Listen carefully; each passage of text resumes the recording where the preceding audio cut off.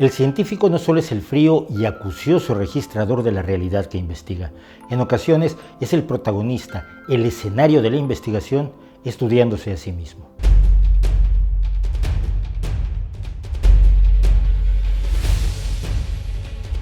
El 19 de abril de 1943, el químico suizo Albert Hofmann decidió tomar una dosis de 250 microgramos de una sustancia que había sintetizado en 1938, contratado por la empresa farmacéutica Sandoz, y tuvo la primera experiencia o viaje de LSD en la historia.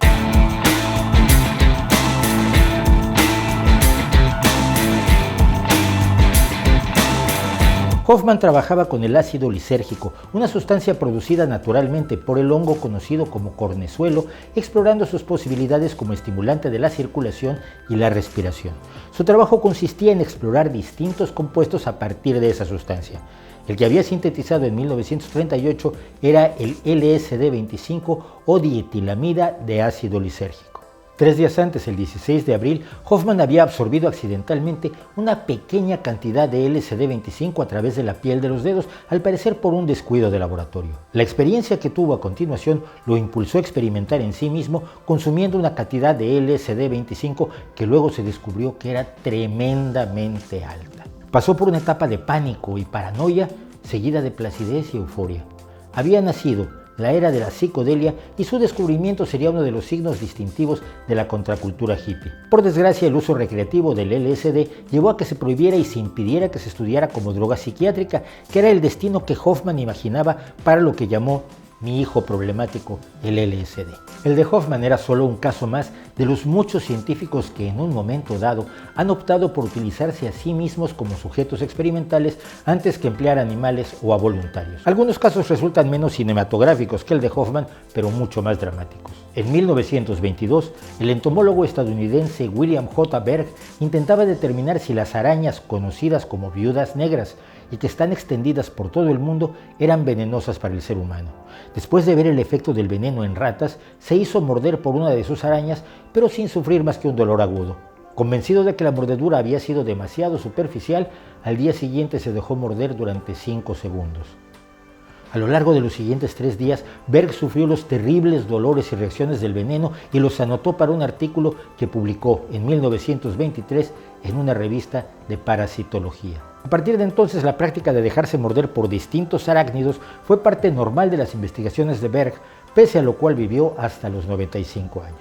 Siguiendo sus pasos, el profesor Alan Walker Blair se hizo morder por una viuda negra 12 años después, permitiendo que le inyectara veneno durante 10 segundos, lo cual lo mantuvo varios días al borde de la muerte. Pero quizá el campeón de los autoexperimentadores fue el biólogo, matemático y genetista británico J.B.S. Haldane, cuya principal aportación fue la conciliación de la genética mendeliana con la teoría de la evolución de Darwin, fundando la teoría sintética de la evolución y la genética de poblaciones por medio de las matemáticas. Fue también el autor de un ensayo que sería la inspiración de la novela Un mundo feliz de Aldous Huxley. John Maynard Smith, alumno, colaborador y amigo de Haldane, cree que a este le gustaban las emociones fuertes, la descarga de adrenalina que se produce cuando uno se enfada o cuando tiene miedo. De hecho, Haldane aseguraba haberlo pasado muy bien en las trincheras durante la Primera Guerra Mundial, donde fue considerado un soldado excepcional. Pero también está el hecho de que el padre de Haldane, médico e investigador, también había realizado algunos experimentos empleándose a sí mismo como conejillo de indias. Y al menos en una ocasión, utilizó también a su hijo, a quien hizo respirar grisú en una mina hasta que el pequeño casi perdió el conocimiento. Y seguramente Haldane sabía que uno de los grandes científicos ingleses, Humphrey Davy, químico del siglo XVIII y XIX, había experimentado en sí mismo los efectos del óxido nitroso, el sedante también conocido como gas de la risa. Haldane se implicó con las Fuerzas Armadas después del desastre del Thetis, un submarino británico que se hundió en maniobras en aguas poco profundas, causando la muerte de 99 de sus 103 ocupantes. Durante la recuperación del submarino, otro marino murió por los efectos de la descompresión. El investigador se embarcó entonces en una serie de experimentos sobre el buceo a gran profundidad, sometiéndose personalmente una y otra vez a experiencias dentro de una cámara de descompresión, en las que sufría cambios de presión mientras respiraba distintas mezclas de gases y se sometía a temperaturas de frío extremo.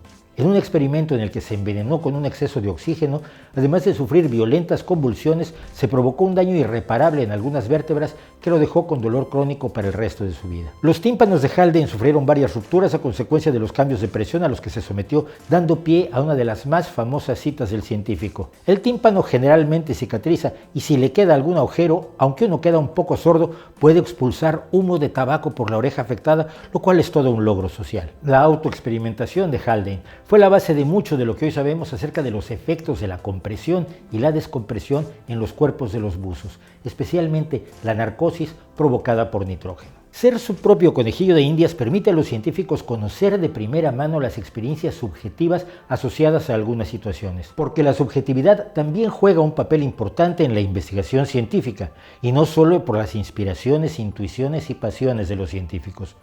Mucho antes de que hubiera un instrumental adecuado para medir las características de las sustancias químicas, era práctica común de los investigadores tomar un poco de la que estuvieran estudiando en ese momento y llevársela a la boca para conocer su sabor. Por supuesto, como en muchos otros casos, esta práctica fue letal para algunos audaces buscadores de la verdad científica. Ya en 1981, el doctor australiano Barry Marshall y el patólogo Robin Warren tenían indicios de que la úlcera gástrica estaba causada por una bacteria y no por el estrés, la dieta u otras causas que eran las que por entonces suponían los médicos. Al ver que era imposible infectar a unas ratas con la bacteria, Marshall optó por infectarse a sí mismo tragando un cultivo de bacterias. La gastritis que sufrió fue el primer paso para demostrar que la bacteria causaba úlceras y cánceres gástricos, lo que le valió a ambos asociados el Premio Nobel de Medicina o Fisiología en 2005.